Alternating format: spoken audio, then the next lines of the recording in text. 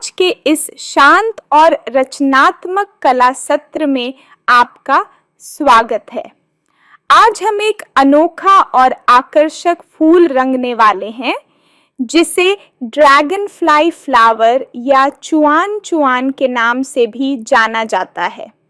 यह फूल अपनी लंबी, पतली और चमकदार पंखुड़ियों के लिए प्रसिद्ध है, जो इसे बहुत ही सुंदर और जीवंत बनाती हैं।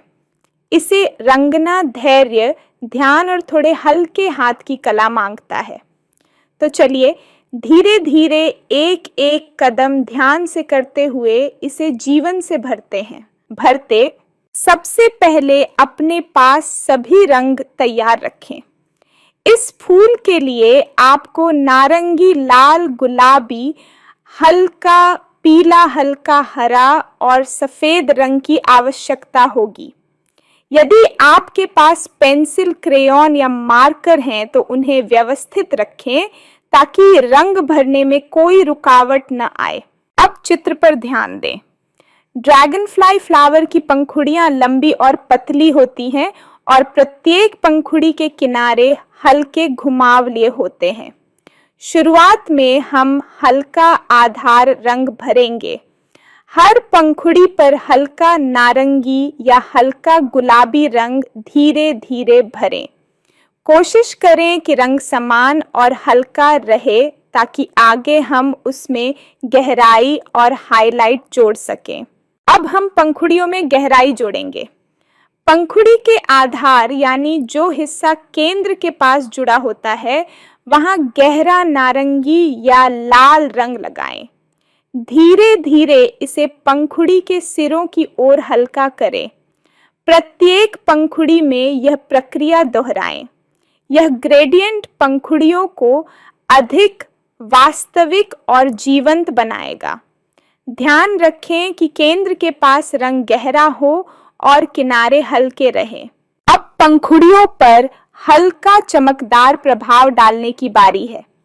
सफेद या हल्के पीले रंग से पंखुड़ियों के किनारों और कुछ बीच के हिस्सों पर हल्का सा हाईलाइट दें। इससे पंखुड़ियां चमकदार और ताजी दिखाई देंगी। कोशिश करें कि हाईलाइट बहुत तेज न हो, बल्कि हल्का और कोमल हो। अब फूल के केंद्र पर ध्यान दें। ड्रैगन फ्लाई फ्लावर का केंद्र अक्सर गहरा लाल या नारंगी होता है। इस हिस्से पर हल्का लाल या गहरा नारंगी भरें और ज़रूरत हो तो हल्का पीला जोड़ें। यह केंद्र पंखुड़ियों को चारों ओर फैलने के लिए एक आकर्षक आधार देता है। यदि चित्र में छोटे तंतु या पुंकेसर बने हों तो उन्हें हल्के पीले और सफेद रंग से धीरे धीरे रंगें। अब हम पत्तियों और डंठल पर काम करेंगे। इस फूल की पत्तियां अक्सर गहरे हरे रंग की होती हैं और हल्की दानेदार बनावट वाली होती हैं। पहले हल्का हरा रंग भरें और फिर गहरे हरे रंग से किनारों और नसों पर गहराई जोड़ें। पत्तियों और डंठल में हल्का भूरा मिलाकर शैडो डालें ताकि फूल और प्राकृतिक लगे। अब पूरे फूल को एक बार दूर से देखें। पंखुड़ियों के किनारों और घुमाव वाले हिस्सों पर हल्का सा गहरा रंग और हाईलाइट जोड़ें। केंद्र और पत्तियों को संतुलित करें। यदि कोई हिस्सा बहुत फीका दिख रहा हो तो हल्का रंग डालकर उसे जीवंत बनाएं। नीचे हल्की छाया जोड़ने से फूल उभरा हुआ लगेगा। अब बैकग्राउंड की ओर बढ़ें। इस फूल का रंग चमकदार और आकर्षक है, इसलिए बैकग्राउंड को हल्का और शांत रखें। हल्का नीला, हल्का हरा या हल्का लैवेंडर इसके लिए अच्छा विकल्प है। बैकग्राउंड में रंग को धीरे धीरे फैलाएं और हल्का ब्लेंडिंग करें ताकि फूल मुख्य आकर्षण बना रहे। अंत में फूल के सभी पंखुड़ियों और पत्तियों को अंतिम रूप दें। किनारों पर हल्की चमक और नीचे हल्की छाया डालें।